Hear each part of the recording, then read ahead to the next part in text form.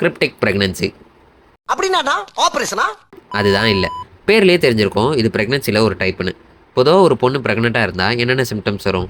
அவங்களுக்கு vomiting sensation இருக்கும், தலை சுத்தம், அவங்களோட மென்ஸ்ட்ரல் சைக்கிள்ஸில் சேஞ்சஸ் இருக்கும், அதாவது பீரியட்ஸ் தள்ளி போகும். ஸோ இதெல்லாம் வச்சு டெஸ்ட் எடுத்து பார்த்து அவங்க ப்ரெக்னெண்ட்டாக இருக்காங்களா இல்லையான்னு கண்டுபிடிப்பாங்க. ஆனால் இது எதுவுமே இந்த ப்ரெக்னன்சியில் நடக்காது. இன்ஃபேக்ட் குழந்தை பிறக்க போகிற அந்த நொடியில் தான் அவங்களுக்கு இத்தனை நாள் அவங்க ப்ரெக்னெண்ட்டாக இருந்ததே தெரிய வரும். அட ஆமா சித்தப்பு, உண்மையாகவே சிம்டம்ஸே இருக்காது. சரி, வயிறு பெருசாகும் அண்ட் ப்ரெக்னன்சி டெஸ்ட்டில் கண்டுபிடிச்சிடலாம்ல அப்படின்னு கேட்டால் எஸ், பட் சம்டைம்ஸ் டெஸ்ட்லேயுமே நெகட்டிவ் தான் வரும். நம்ம ப்ரெக்னன்சி டெஸ்ட் எடுக்கும்போது அதில் ஹியூமன் கொரியானிக் கோனடோட்ரோஃபின் அப்படின்ற ஹார்மோனோட லெவலை வச்சு தான் ஒருத்தவங்க ப்ரெக்னெண்ட்டாக இருக்காங்களா இல்லையான்னு கண்டுபிடிப்பாங்க. ஆனால் இந்த ப்ரெக்னன்சியில் ஹெச்சிஜியோட லெவல் கம்மியாக இருக்கும், அப்போ டெஸ்ட் ரிசல்ட் நெகட்டிவாக வரும். அண்ட் இந்த ப்ரெக்னன்சியில் அவங்களுக்கு வயிறு நார்மல் ப்ரெக்னன்சியில் இருக்கிற மாதிரி ரொம்ப பெருசாகவும் இருக்காது. ஸோ அவங்க வெயிட் கெயின் ஆகியிருக்கும்னு நினச்சிட்டு டெஸ்ட் எடுக்காமலே விட்டுருவாங்க.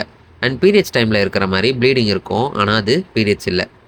சரி, இப்போ எதுக்கு இதை பற்றி சொல்கிற அப்படின்னு கேட்டால், ரீசெண்டாக ஹெலன்றவங்க கனடாக்கு டூர் போயிருக்காங்க. அங்கே போய் சுற்றி பார்க்கும்போது அவங்களுக்கு திடீர்னு வயிறு வலி ஏற்பட்டிருக்கு. உடனே ரெஸ்ட் ரூம் யூஸ் பண்ணியிருக்காங்க. அப்போ ரெஸ்ட் ரூம்லேயே குழந்தை பிறந்திருக்கு. அது வரைக்கும் அவங்களுக்கு அவங்க ப்ரெக்னெண்ட்டாக இருந்ததே தெரியாது.